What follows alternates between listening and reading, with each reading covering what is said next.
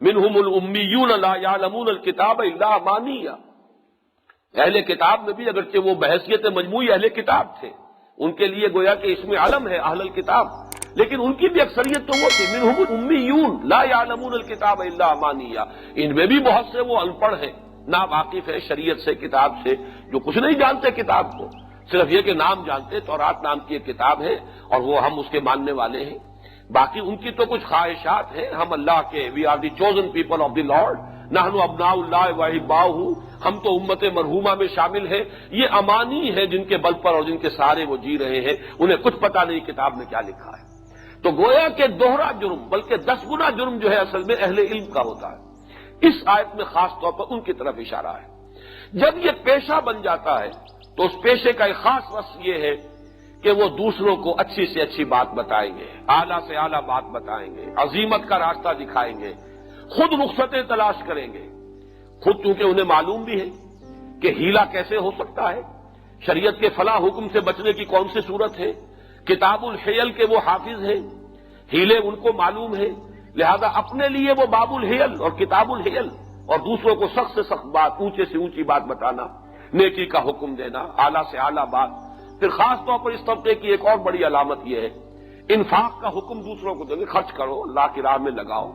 اور وہ یہ محسوس کریں گے کہ کوئی شخص اگر 2 روٹیاں اس کے پاس ہے تو ان میں سے بھی 1 روٹی وہ دے دے،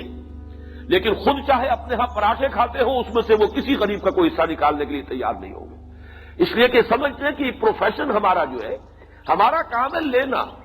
دینا نہیں۔ یہ بدترین جو کردار ہے یہ پہلے بھی پیدا ہوا اور آج بھی آپ کو نظر آ جائے گا۔ چنانچہ مذہبی طبقہ ہمارے ہاں کا علماء کا، اور خاص طور پر کیونکہ ہمارے ہاں تو حنفی مکتبہ فکر کے علماء ہیں، چاہے دیوبندی ہو چاہے بریلوی ہو، اور آپ کو معلوم ہونا چاہیے امام ابو حنیفہ کے نزدیک حرام مطلق ہے دینی کسی خدمت پر کوئی اجرت لینا، یہ مسجد کی امامت ہو یا کوئی اور کام ہو یا قرآن کا پڑھانا، اس پر اجرت لینا، تنخواہ لینا حرام ہے۔ صرف یہ ہے کہ بعض کے علماء نے اس میں کچھ نرمیاں کی ہیں، مجبوری ہے، کیا کیا جائے، گویا کہ جیسے کہ بھوکا مرتا ہوا انسان جو ہے وہ کہیں اگر سور بھی کھا لے تو اس کو اس کی اجازت ہے، اس درجے میں اس کو حلال کیا گیا، لیکن یہ کہ ہو یہ رہا ہے کہ وہ لوگ جن کا کہ آمدنی کا ذریعہ اس کے سوا کوئی نہیں، ان کی بڑی بڑی جائیدادیں بن رہی ہیں، بلڈنگیں کھڑی ہو رہی ہیں، چھوڑ کر جاتے ہیں ایسی ایسی جائیدادیں کہ بعد میں ان کی اولاد جو ہے لڑتی ہے آپس میں، اور یہ سارا کا سارا انہوں نے کیا شے جو ہے، کاروبار کیا تھا، انہوں نے کیا کون سا بزنس کیا تھا جس سے کہ یہ آمدنیاں ہوئی ہیں، ظاہر بات ہے کہ دینی خدمت کے سوا تو ان کی کوئی خدمت نہیں۔ تو یہ سارا جو کردار ہے علماء سو، جس کو کبھی کہا تھا عبداللہ ابن مبارک رحمۃ اللہ علیہ نے، وما افسد الدین الا الملوک واحبار صوئم ورہبانھا، دین میں جو بھی فساد کبھی آیا ہے وہ 3 طبقات کی طرف سے آیا ہے، یا تو بادشاہ اور یا پھر علماء سو جنہیں ہم کہتے ہیں، عربی میں اس لفظ کا اصل تلفظ سو ہے، واحبار الصوئم، وہ علماء جو برے علماء ہیں، جنہوں نے جیسے کہ میں نے حدیث بھی آپ کو پچھلی مرتبہ سنا دی تھی کہ جو شخص علم حاصل کرتا ہے لیجاری بہ العلماء او لیماری بہ السفہاء،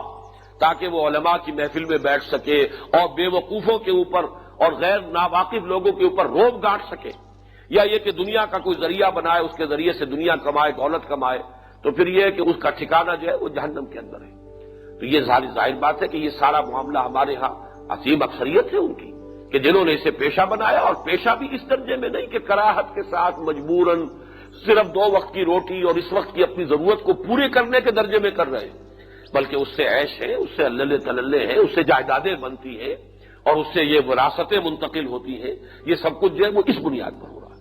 تو نوٹ کر لیجئے اس طبقے میں اس آیت سے خطاب ہے، اتامرون الناس بالبر، تم حکم دیتے ہو لوگوں کو نیکی کا، جب کھڑے ہوں گے ممبر پر تو اونچا سے اونچا باس، اعلیٰ سے اعلیٰ بات، ایسی باتیں کہ واقعہ یہ ہے کہ عام لوگوں کے لیے عمل کرنا بھی ان کے لیے دشوار ہو اور مشکل ہو،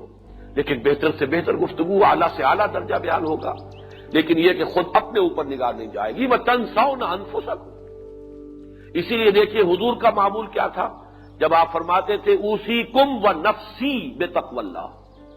دیکھو مسلمانوں میں تمہیں بھی وصیت کرتا ہوں اور اپنے نفس کو بھی کہ اللہ کا تقوی اختیار کریں۔ آپ نے اپنے آپ کو کبھی بری نہیں کیا، یہ دعائیں بھی تو آپ سے منقول ہیں، اعوذ باللہ من شرور نفسی ومن سیئات اعمالی، اللہ سے پناہ مانگتا ہوں میں اپنے نفس کی شرارتوں سے، یہ سب ہمیں سکھایا محمد رسول اللہ صلی اللہ علیہ وسلم نے۔ یہ بھی فرمایا کہ انہ لیغان علی قلبی وانی لاستغفر اللہ 70 مرۃ فی کل یوم، میرے دل پر بھی کبھی کبھی حجاب سا آ جاتا ہے، پردہ سا پڑ جاتا ہے، اگرچہ اس حجاب کو آپ اپنے قلبی حجاب کے اوپر قیاس نہ کیجیے۔ کار پاکا را قیاس بر خود مکن، ان کا معاملہ اپنے اوپر قیاس نہ کیجیے، وہ اور رین ہے، وہ اور حجاب ہے، وہ جس کو کہ شاید ہمارے لیے تو آخری حضوری کا درجہ بھی وہ نہ ہو کہ جو حضور کے لیے حجاب کا درجے میں جو حضور جسے محسوس کر رہے ہیں۔ تو انہ لیغان علی قلبی، میرے قلب پر بھی کبھی کبھی حجاب سا آ جاتا ہے۔ وانی لاستغفر اللہ ربی 70 مرۃ فی کل یوم، میں تو اللہ تعالیٰ سے ہر روز 70 مرتبہ استغفار کرتا ہوں۔ بہرحال یہ تنسون انفسکم وانتم تتلون الکتاب، ذرا حال ہے کہ تم کتاب پڑھتے ہو، تمہارا ہی اوڑھنا بچھونا کتاب ہے، اسی کتاب سے تم لوگوں کو حکم سناتے ہو، اسی سے تم واعظ کرتے ہو، اسی سے تم فتوے دیتے ہو۔ تو گویا کہ اسی لیے میں نے کہا کہ تتلون الکتاب، یہاں یہ عوام مخاطب نہیں اس آیت میں، بلکہ وہ خواص مخاطب ہیں جو کہ در حقیقت دینی خدمت میں لگے ہوئے ہیں، تعلیم ہے، تعلم ہے، پڑھنا ہے، پڑھانا ہے، سیکھنا ہے، سکھانا ہے، فتویٰ دینا ہے، واعظ کہنا ہے، نصیحت کرنی ہے، یہ سارے کام جو کرتے ہیں خاص طور پر ان کے لیے یہ آیت جو ہے۔ اور یہ میں جیسا کہ عرض کر رہا ہوں، یہ نہ سمجھیے کہ یہ کوئی ماضی ہی کی باتیں ہیں، یہ سب ساری چیزیں در حقیقت گویا کہ آج ہم میں سے ہر شخص کے ساتھ اس کا خطاب ہو رہا ہے۔ آج ہم اس مقام پر کھڑے ہوئے ہیں، لَيَأْتِيَنَّ عَلَىٰ أُمَّتِي مَا أَتَىٰ عَلَىٰ بَنِي إِسْرَائِيلَ حَزْوَ النَّعْلِ بِالنَّعْلِ، تو اس کا مخاطب ہم میں سے ہر شخص کو سمجھنا چاہیے کہ ہم میں سے ہر شخص اس کا مخاطب ہے۔ افلا تعقلون، تو کیا تم عقل سے کام نہیں لیتے؟ وَاسْتَعِينُوا بِالصَّبْرِ وَالصَّلَاةِ، اور مدد حاصل کرو، استعانت، وہی لفظ ہے جو سورہ فاتحہ میں آ چکا ہے، ایاک نستعین، لیکن یہ کہ استعانت مجھ سے کرو، لیکن با کے ساتھ آیا، کس چیز سے استعانت کرو گے؟ کسی یہ با جو ہے گویا کہ ذریعے کے طور پر، کس چیز کے ذریعے مجھ سے مدد چاہو گے؟ استعانت تو اللہ سے ہے، هو المستعان، مدد تو اسی سے چاہی جائے گی، لیکن دو چیزیں گویا کہ شرط ہے، میری اعانت، میری مدد، میری نصرت، میری تائید، میری توفیق، میری تحصیل، دو شرطوں کے ساتھ ہے، بے صبر، تمہارے اپنے اندر تحمل ہو، جمے رہو، ڈٹے رہو، ٹکے رہو، اپنے آپ کو تھامے رکھو، روکے رکھو۔ یہ صبر کا لفظ جو ہے عام طور پر تو ہمارے ہاں جو تصور ہے وہ صبر کا وہ بڑا ایک منفی قسم کا تاثر ہے، انفعالی قسم کی شے ہے کہ گویا کہ انسان بس کوئی بہت ہی ذوف کا مظاہرہ کرے اور کسی طاقتور کے سامنے گویا کہ جھک جانا جو ہے یہ صبر ہے۔ اصل میں صبر کا لفظ جو ہے قرآن مجید کی اصطلاح اور سورۃ العصر کے جو بنیادی 4 الفاظ ہیں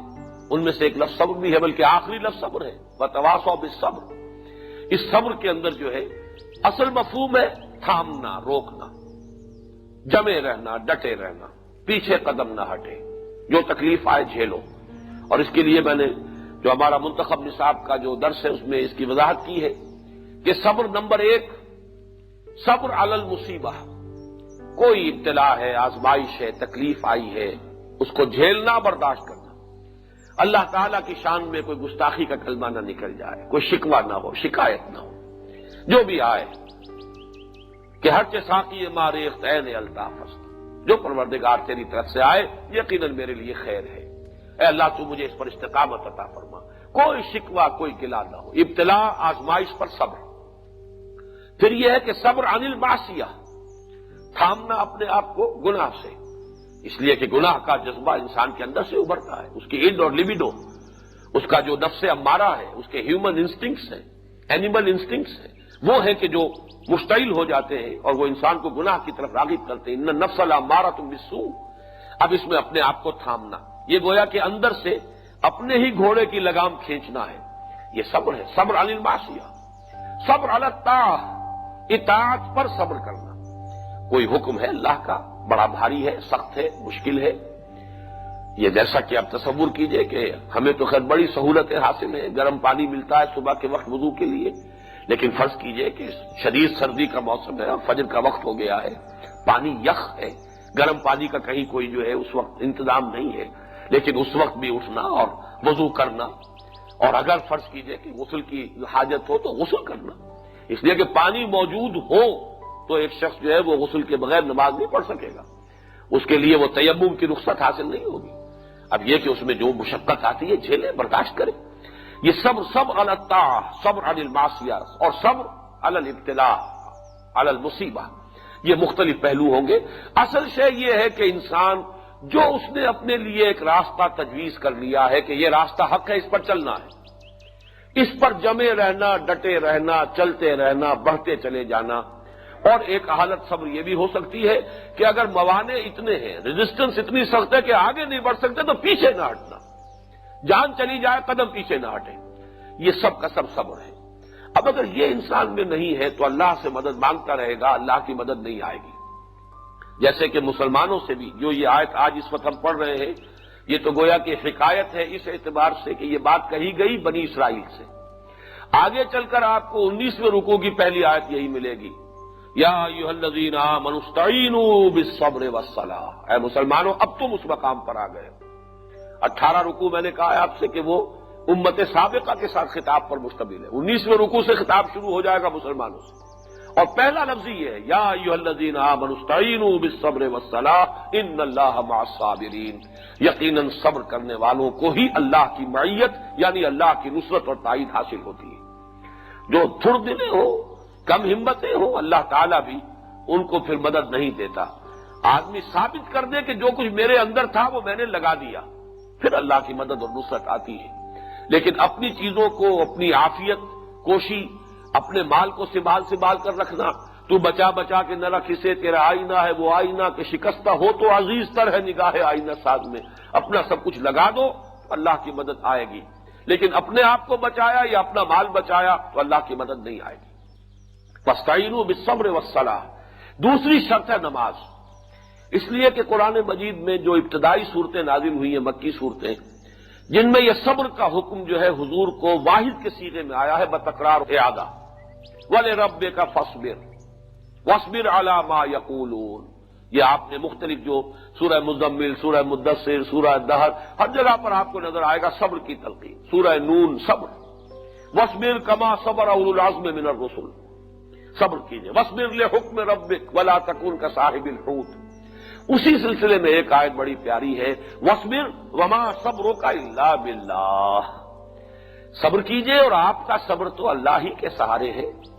یعنی در حقیقت مومن جو صبر کرتا ہے اس کا اصل جو سہارا ہے وہ اللہ پر ایمان۔ جتنا ایمان پختہ ہوگا اتنا ہی صبر کرے گا، جتنا آخرت پر یقین ہے اتنا ہی جمع رہے گا، ڈٹا رہے گا۔ بڑے سے بڑا نقصان جو ہے اس دنیا کا اسے حقیر نظر آئے گا اگر آخرت کی عظمت اس کے سامنے ہے۔ آخرت کا اجر و ثواب جو ہے اس کی قدر و قیمت اگر اس کو علم میں ہے تو ظاہر بات ہے بڑے سے بڑا نقصان، جان دی ہوئی اسی کی تھی، حق تو یہ ہے کہ حق ادا نہ ہوا، سارا مال بھی اگر چلا گیا ہے کچھ بھی نہیں، حقیر سا مال ہے۔ متاع الحیات الدنیا، یہ سب کچھ جو ہے دنیا کی زندگی کے برتنے کی چیزیں ہیں، یہ اسباب معیشت ہیں، زندگی کا سلسلہ ان سے قائم ہے۔ بہرحال یہ کوئی انسان کی دائمی ملکیت نہیں ہے، یہ پہلے کسی اور کے ہاتھ میں تھا، تمہارے ہاتھ میں آیا، تمہارے بعد کسی اور کے ہاتھ میں ہوگا۔ یہ تو در حقیقت چینجنگ ہینڈز والی بات ہے۔ تو جتنا ایمان ہوگا اتنا ہی صبر ہو سکے گا۔ اس اعتبار سے یہاں پر والصلاۃ اور نماز در حقیقت ایمان کے اندر جان رکھنے والی شے، اس میں قوت، اس میں تازگی، اس میں بہار پیدا کرنے والی شے جو ہے نماز ہے۔ یہ یاد رکھنا اللہ کا، ذہول نہ ہو جائے، غفلت نہ ہو جائے، سرکشی نے کر دیے دھندلے نقوش بندگی، آؤ سجدے میں گریں، لوح جبی تازہ کریں۔ اور جیسے کہ وہ میں نے ابھی آپ کو سنایا سورہ طٰہٰ کی آیت، اقم الصلاۃ للذکر، یہ اللہ کی یاد کا ایک نظام ہے۔ ویسے تو یہ کہ یاد ہر وقت بھی ہو سکتی ہے، ہر حال میں ذکر کثیر جسے کہا گیا ہے، کھڑے بیٹھے لیٹے ہر حال میں، یذکرون اللہ قیاما وقعودا وعلی جنوبہم، لیکن ایک باقاعدہ نظام، 5 مرتبہ تو زندگی کے اپنے معمولات میں سے نکلو اور اس کے لیے اہتمام کرو، اس کے لیے وضو ہے، اس کے لیے طہارت ہے، اس کے لیے پھر اجتماعیت کا اہتمام ہے، مسجد کی طرف جانا ہے، پھر وہاں پر لوگوں کے ساتھ مل کر جمع کے صیغے کے ساتھ ایاک نعبد و ایاک نستعین، جمع کا صیغہ ہے، اہدنا الصراط المستقیم، جمع کا صیغہ ہے، با جماعت، جس سے برکت ہوتی ہے۔ اس لیے کہ اس جماعت میں ہو سکتا ہے پوری جماعت میں کوئی ایک ہی ہو ایسا اللہ والا جس کی کہ اس وقت حضور قلب کی کیفیت وہ ہو کہ فرشتے جو ہے اس کی طرف متوجہ ہو، اس کی برکات جو ہے وہ غیر محسوس طور پر اس پوری جماعت کے اندر جو شامل لوگ ہیں انہیں حاصل ہو جائیں گے۔ تو یہ در حقیقت نماز جو ہے ایمان کو تازہ رکھنے والی شے۔ تو فرمایا وَاسْتَعِینُوا بِالصَّبْرِ وَالصَّلَاةِ، استعانت حاصل کرو، لیکن اس کے ذریعے دو ہیں، صبر، جم جاؤ، ڈٹ جاؤ، اور یہ جو ہے مصلحتیں اور یہ اندیشے، جیسے کہا گیا ہے وَلَا تَشْتَرُوا بِآیَاتِی ثَمَنًا قَلِیلًا، ان چیزوں کو نظر انداز کر دو۔ تقویٰ ہو تو مجھ سے، خوف ہو تو مجھ سے، فَإِيَّايَ فَارْهَبُونِ فَإِيَّايَ فَاتَّقُونِ وَاسْتَعِینُوا بِالصَّبْرِ وَالصَّلَاةِ وَإِنَّهَا لَکَبِیرَةٌ۔ انہا کی ضمیر کدھر ہے؟ وہ بڑی بھاری شے ہے۔ اس میں اکثر لوگوں کا رجحان ہوا ہے چونکہ صلاۃ کا لفظ ہے مؤنث، اسی کے اعتبار سے انہا کی ضمیر مؤنث، لکبیرۃن یہ بھی مؤنث، اس اعتبار سے اکثر کی رائے یہ ہے کہ یہاں پہ صبر نہیں بلکہ صرف صلاۃ کے لیے کہا گیا وہ بڑی بھاری شے۔ ایک اعتبار سے یہ بات صحیح بھی ہے، نماز کی پابندی اس کے تمام آداب کے ساتھ، شرائط کے ساتھ، اوقات کے ساتھ، واقعہ یہ کہ آسان کام نہیں، اگرچہ انسان کچھ عرصے اس کا دوام اگر کر لے تو پھر یہ کہ ایک عادت سی بھی بن جاتی ہے، لیکن جسے شاہ ولی اللہ دہلوی نے آفات نماز میں سے قرار دیا ہے، اگر عادت بن گئی ہو تو نماز کی جو تاثیر ہے وہ کم ہو جائے گی، بلکہ یہ ہے کہ اس کے اندر واقعتاً اگر آپ نفس کی مخالفت کرتے ہوئے نماز پڑھ رہے ہو تو اس کی تاثیر زیادہ نمایاں ہوگی، اور اگر نفس خوگر اور عادی ہو گیا ہے، جیسے کسی شخص کو کسی اور چیز کی عادت پڑی ہوئی ہو اور اگر اس وقت وہ چیز اسے نہ ملے تو ایک خلا کا سا احساس ہوتا ہے، بسا اوقات ایسا ہو جاتا ہے، لیکن بہرحال وہ شے بھی مبارک ہے نماز کے لیے اگر وہ احساس ہو جائے، لیکن پھر نماز کی وہ تاثیر اس شخص کے لیے جو ہوتی ہے کہ جو مسلسل سٹرگل کر رہا ہے اپنے نفس کے خلاف، جہاد کر رہا ہے، جہاد کرتے ہوئے نماز کی پابندی کر رہا ہے، اس کی تاثیر زیادہ ہوگی۔ اسی لیے کہا گیا ہے کہ نفل نمازوں کا اہتمام ہونا چاہیے، اس لیے کہ فرض نمازوں کے اندر زیادہ اس بات کا امکان موجود ہے کہ وہ ایک عادت کی شکل اختیار کر لیں، وہ ایک روٹین بن جائے۔ بہرحال یہاں جو میں عرض کر رہا تھا کہ انہا کی ضمیر جو ہے اس کو عام طور پر سمجھا گیا ہے نماز کی طرف۔ نماز بھاری شے ہے سوائے ان خاشعین کے کہ جنہیں یہ یقین ہو کہ انہیں اپنے رب سے ملاقات کرنی ہے اور یہ کہ وہ اپنے رب کی طرف لوٹنے والے ہیں، لیکن یہ کہ مولانا اصلاحی صاحب کی رائے ہے، مجھے اس سے اتفاق ہے۔ یہاں انہا در حقیقت انہوں نے تو کہا ہے صبر اور صلاۃ دونوں کے مجموعے کے لیے آیا ہے، اور اس کے لیے انہوں نے نظیر بھی دی ہے۔ سورہ حامیم سجدہ کی جو آیات ہمارے منتخب نصاب کے حصہ اول میں شامل ہے اس میں بھی انہا کا جو لفظ آیا ہے، وما یلقاہا الا الذین صبروا وما یلقاہا الا ذو حظ عظیم، یہاں ہا کی ضمیر کا کوئی لفظی مرجع نہیں ہے، اس لیے کہ مؤنث کوئی بھی نہیں ہے اس سے پہلے جو بھی باتیں ہوئی ہیں،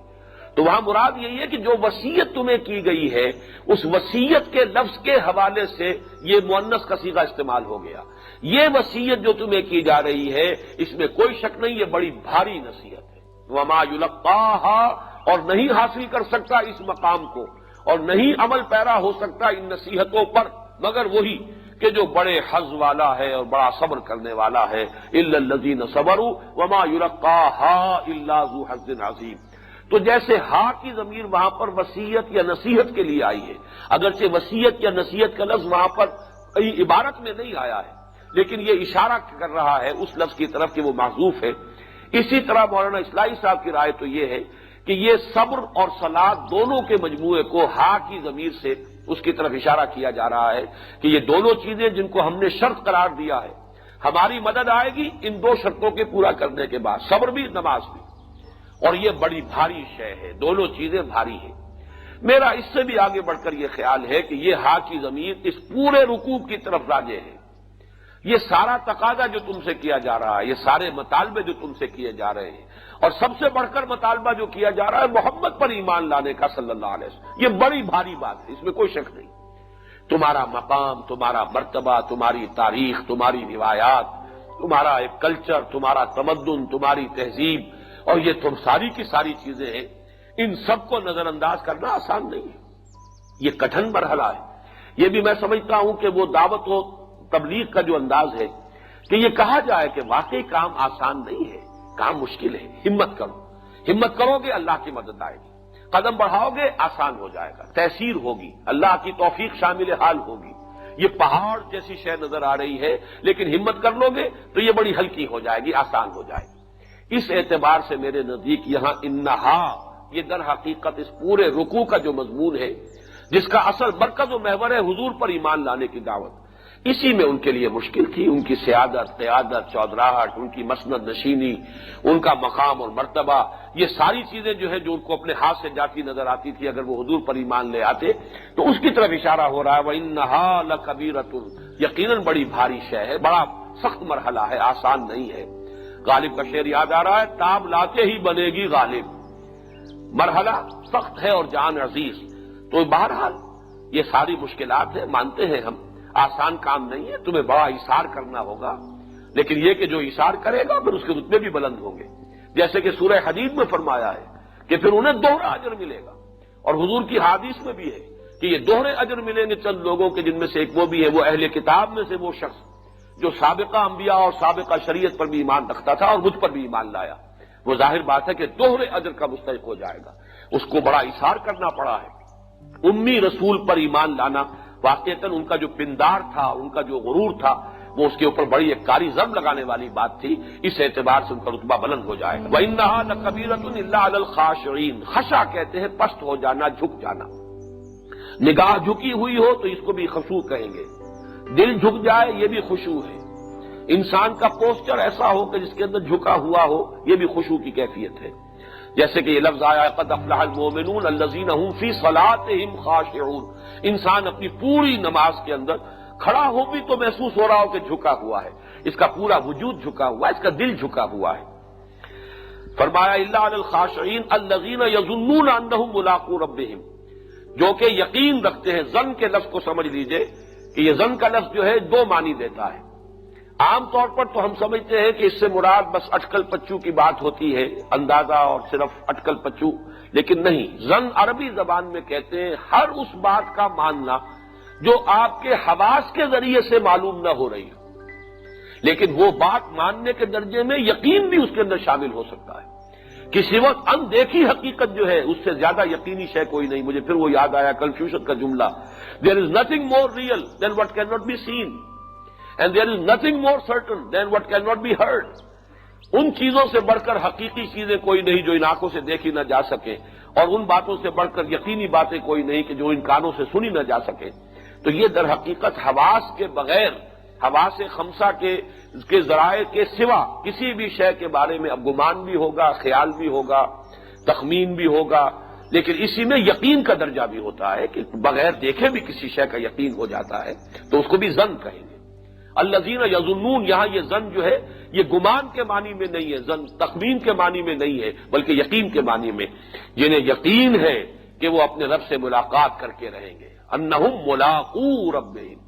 ملاقو اس میں فاعل ہے، اور اس میں فاعل میں بڑی تاکید ہوتی ہے، ہو کر رہے گی ملاقات، ملاقات کر کے رہیں گے۔ وَأَنَّهُمْ إِلَيْهِ رَاجِعُونَ، اور یہ کہ انہیں لازماً اس کی طرف لوٹ جانا ہے، پلٹ کر جانا ہے۔ جیسا کہ بہت مرتبہ میں نے عرض کیا ہے، انسان کے عمل پر سب سے زیادہ اثر انداز ہونے والا ایمان بالآخرہ، ایمان بالمعاد۔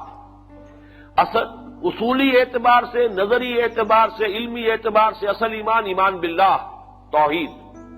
قانونی اعتبار سے، فقہی اعتبار سے اصل ایمان بالرسالت۔